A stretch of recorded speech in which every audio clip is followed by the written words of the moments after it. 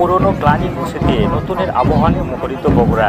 মঙ্গল শোভাযাত্রার মধ্য দিয়ে নতুন সূর্যকে স্বাগত জানালো প্রশাসন ও সর্বস্তরের মানুষ। মঙ্গল শোভাযাত্রায় বগুড়ায় নববর্ষ বরণ উৎসবের আমেজ মাতোয়ারা জেলাবাসী। বগুড়া বাঙালি প্রাণীর উৎসব পহেলা বৈশাখ উপলক্ষে বগুড়ায় অত্যন্ত আনন্দঘন পরিবেশে মঙ্গল শোভাযাত্রা অনুষ্ঠিত হয়েছে। আজ সকালে বগুড়া জেলা প্রশাসনের উদ্যোগে আয়োজিত এই বর্ণাঢ্য শোভাযাত্রায় ঢোল তবলা আর বাদ্যযন্ত্রের নেচে গেয়ে অংশ নেন হাজারো মানুষ। শোভাযাত্রায় অন্যতম আকর্ষণ ছিল বিভিন্ন প্রকৃতি ও রঙিন সাজসজ্জা, যা গ্রাম বাংলার ঐতিহ্যকে ফুটিয়ে তুলেছে। অনুষ্ঠানে বিশেষ অতিথি হিসেবে উপস্থিত ছিলেন নবনির্বাচিত সংসদ সদস্য রেজাউল করিম বাচ্চা। তিনি উপস্থিত সকলের সাথে কুশল বিনিময় করেন এবং নতুন বছরের শুভেচ্ছা জানান।